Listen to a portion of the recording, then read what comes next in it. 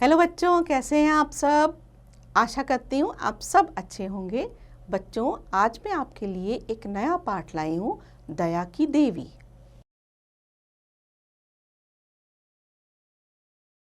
मानवता की भलाई के लिए अपना संपूर्ण जीवन न्योछावर करने वालों में मदर टेरेसा के नाम को कौन नहीं जानता। 26 अगस्त 1910 को जब यूरोप के अल्बानिया युगोस्लाविया राष्ट्र में एक साधारण व्यवसायी के घर इस कन्या ने जन्म लिया, तो किसी ने सोचा भी न था कि एक दिन इस बालिका की गणना धरती से दुख दूर करने का प्रयास करने वाले महामानवों में होगी। यह करोड़ों बेसहारा, अपंग, बीमार, मरणासन, परित्यक्त व दीन दुखियों की मां बनकर उन्हें अपने वात्सल्य का अकृपण दान करेगी और इससे भी बड़ी बात कि यह 7 समुंदर पार भारत में आकर यह महान कार्य प्रारंभ करेगी। पर हुआ ऐसा ही।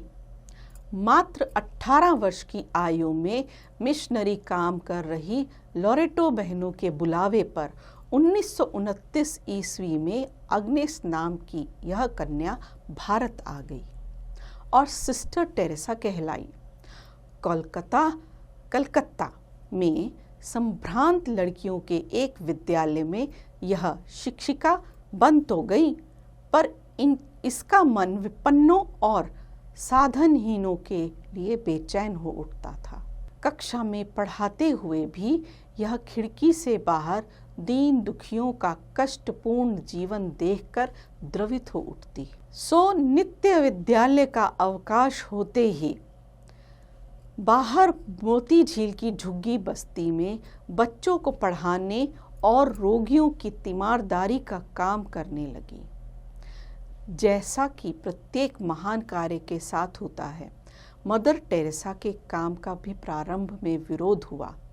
एक बार वह अंतिम सांसें ले रही ऐसी रोगिणी को अस्पताल ले गई जिसका शरीर तक चूहों और चींटियों ने कुतर खाया था।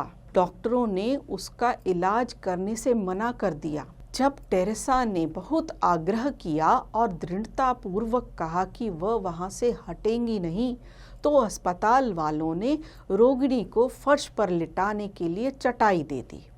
3 घंटे बाद वह रोगिणी मर गई। इसके बाद मदर ने प्रण कर लिया कि अब ऐसे मरणासन अनाथों के लिए कहीं घर की व्यवस्था करनी होगी। कोलकाता नगर पालिका के सहयोग से उन्हें काली घाट में 2 जीर्ण शीर्ण धर्मशालाएं मिल गई और इस प्रकार निर्मल हृदय निवास की नींव पड़ी। बच्चों, इस पंक्ति में एक नया शब्द है, जीर्ण शीर्ण। इसका अर्थ है टूटी फूटी यानी खंडित अवस्था।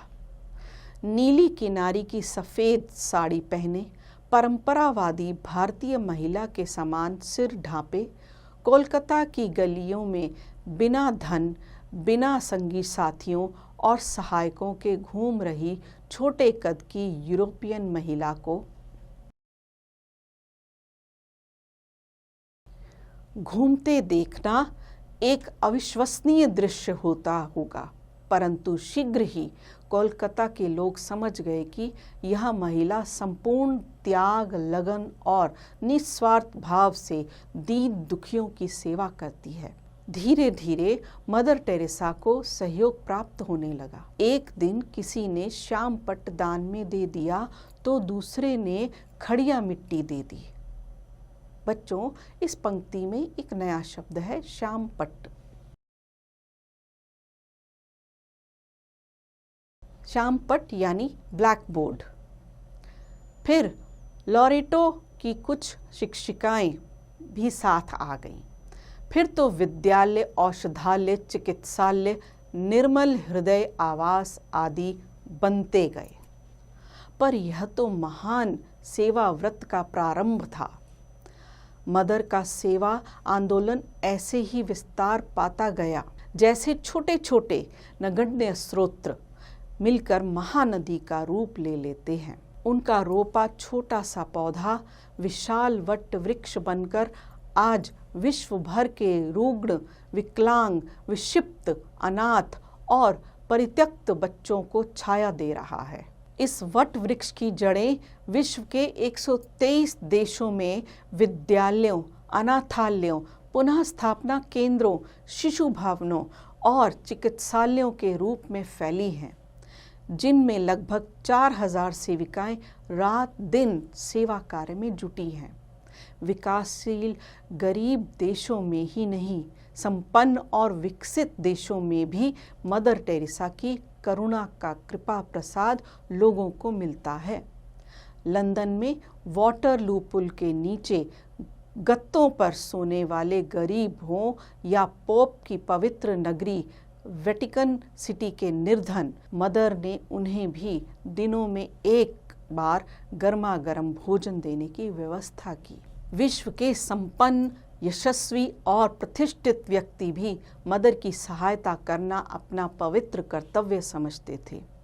उनके आश्रम में आकर झाड़ू बुहारी और फर्श की सफाई जैसे साधारण कार्य करके वे गौरवान्वित होते थे। यही कारण था कि मदर को धन का अभाव कभी नहीं रहा।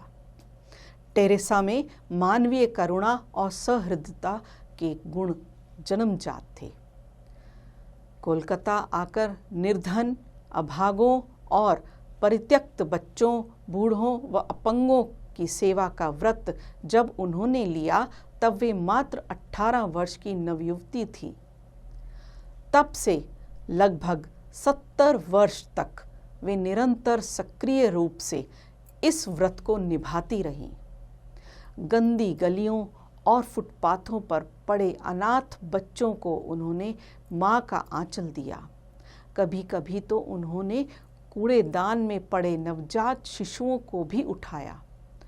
उन्होंने निर्धन बस्तियों को चिकित्सा सुविधाएं प्रदान की, निर्धन बच्चों को विद्यालय की राह दिखाई ताकि वे सनातन अंधकार से प्रकाश की ओर बढ़ सके, और तो और मृत्यु की ओर बढ़ रहे रोगियों को भी इस बात की चिंता किए बिना कि वे 2 घंटे जीवित रहेंगे या 2 दिन, उन्हें आश्रय प्रदान किया, जिससे वे शांतिपूर्वक अंतिम सांस ले सके। मदर टेरेसा ने 1948 ईस्वी में भारतीय नागरिकता ग्रहण कर ली थी। उनकी सेवा भावना से मिशनरीज ऑफ चैरिटी संस्था का जन्म 1950 ईस्वी में हुआ, जिसे अंतर्राष्ट्रीय क्रिश्चियन समुदाय से 1965 ईस्वी में मान्यता प्राप्त हुई।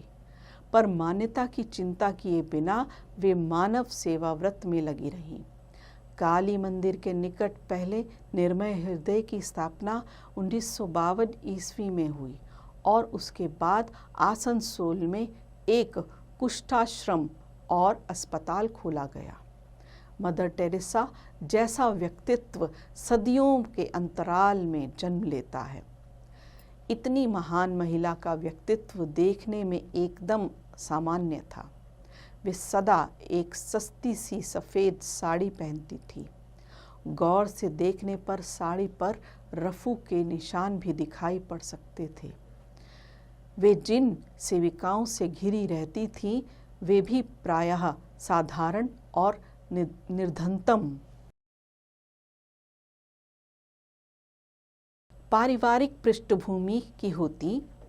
मदर टेरेसा अधिक पढ़ी लिखी भी नहीं थी, इसलिए विद्वता या दार्शनिकता का प्रभामंडल भी उनका नहीं था। छोटा कद, दुर्बल देह, झुके कंधे, दोहरी कमर, अभिवादन के लिए उठे टेढ़े से हाथ, कमज़ोर लड़खड़ाती सी टांगें, सब कुछ एकदम निर्विशेष। हाँ, उनकी आँखों में दिव्य प्रेम की विशेष चमक थी। उनमें करुणा का सागर भरा रहता। वे जिससे भी बातें करती तो लगता जैसे उसे भगवान यीशु मानकर बातें कर रही हैं। संभवतः मदर की इसी विशेषता के कारण ही भारत में उनका काम सुगम हुआ। मानव प्रेम की एक अटूट परंपरा इस देश में रही है और विवेकानंद, गांधी जी या टेरेसा उसी परंपरा की देन हैं। जिन्होंने संपूर्ण मानव जाति को अपने चिंतन और कार्यों से प्रभावित किया। यह सच है कि मदर ने भारतीय निर्धनों के लिए बहुत कुछ किया।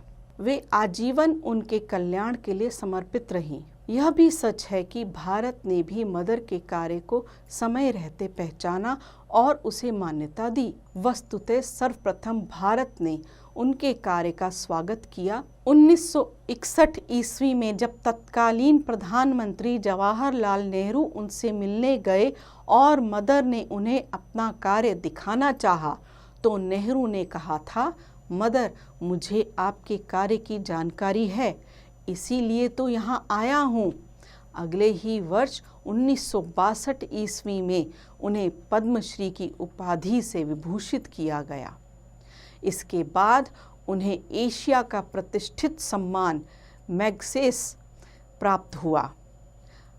1969 ईस्वी में उन्हें शांति के लिए नोबेल पुरस्कार प्राप्त हुआ और 1980 ईस्वी में देश ने उन्हें भारत रत्न की उपाधि से विभूषित किया।